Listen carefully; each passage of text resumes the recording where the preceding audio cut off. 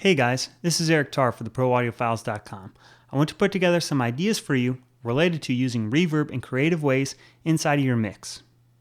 This first idea that I'll show you has to do with using two separate reverbs together, one with a long reverb time, one with a short reverb time. One thing that I've noticed is that engineers, when they're working on a mix, they'll hesitate to use a reverb that has a long reverb tail because it doesn't really work throughout your whole song. That sometimes it can muddy up your mix if you're not careful. Similarly, engineers will hesitate from using a short reverb time because during some parts of your song you want to have that large perception of space and your short reverb doesn't really get you there. So they usually settle for something in the middle, use a medium reverb time, and sometimes that works great, sometimes it doesn't. Well, if you find that if you're doing that and it's not working out well, you can experiment with this technique that I'll show you. Before I even get to showing you the plugins and the routing and everything that I'm doing, let me play you back the song. You can get an idea about what's going on. Let me drink you away, let me drink you away. The harder I try, the more that I seem to pay. 'Cause I don't want to be like this. My body's aching,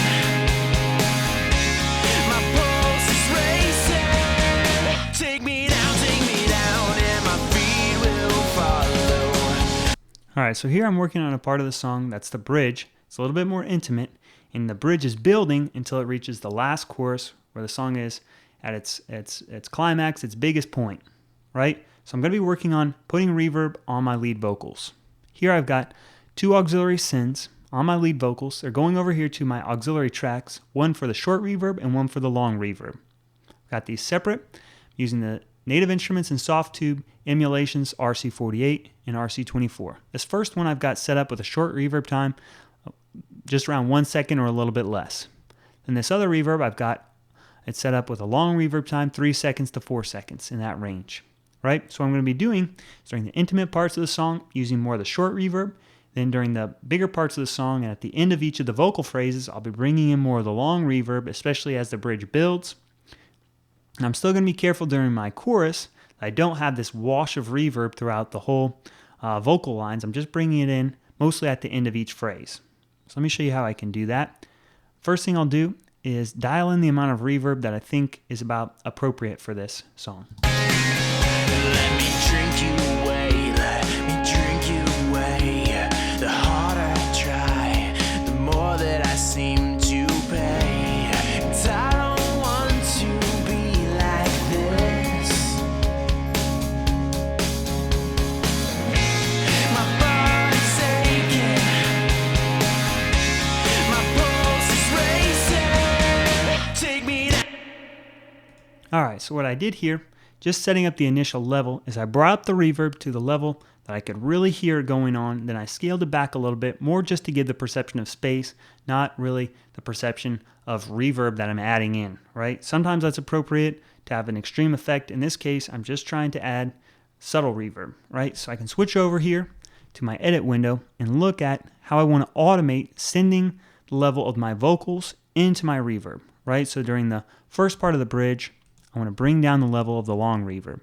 Just have the short reverb, so it sounds like this. Let me drink you away, let me drink you away. The harder I try. Alright, then during the last phrase, I'm going to start bringing in the long reverb so that it comes in especially strong on this last word. So I can have a long tail there.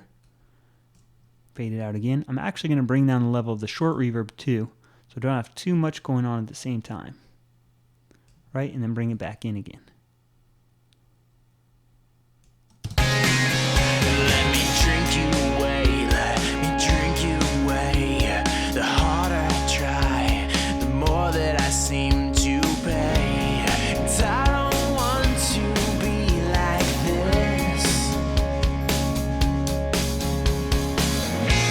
My body's aching, my pulse is racing. Take me down. I think it'd be appropriate to also add it in right here, the last word before the chorus, and quickly pull it out again. Right? So it sounds like this. My pulse is racing. Take me down, and my feet will follow. right, so you can see how I can go on now throughout my chorus, automate the level of the reverb. So during the important parts, the larger parts, I can add in more of the large reverb and bring down some of the small reverb and so on. And always be cognizant and careful that I don't wash out the mix. Last thing I'll show you is another trick that you can do.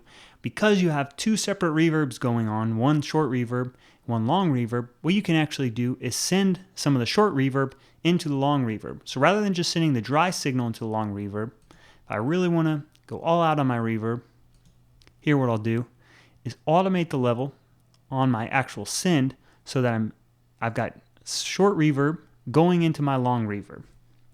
All right, and I'll do this over here for the last line of my song. Automate the level so it comes up, so I can have this really long reverb tail going on at the end.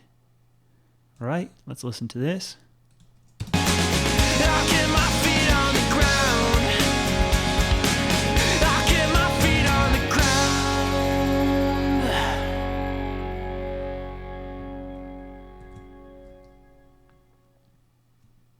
All right, so hopefully that gives you guys some ideas about creative ways of using reverb, not just sending the level of the dry signal into separate shortened reverbs, but how you can also then send in some of your short reverb into your long reverb as well. I've been demonstrating this on vocals, but you can use this kind of technique on other things. I think of something like the drums, where you have maybe a long reverb just on your snare drum, and then for the rest of your kit, you have a short reverb.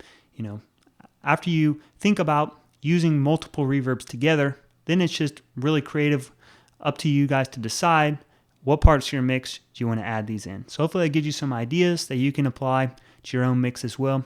Let me know what you guys think, if you come up with other creative ways as well, and share those in the comments below. I'll catch you next time, guys.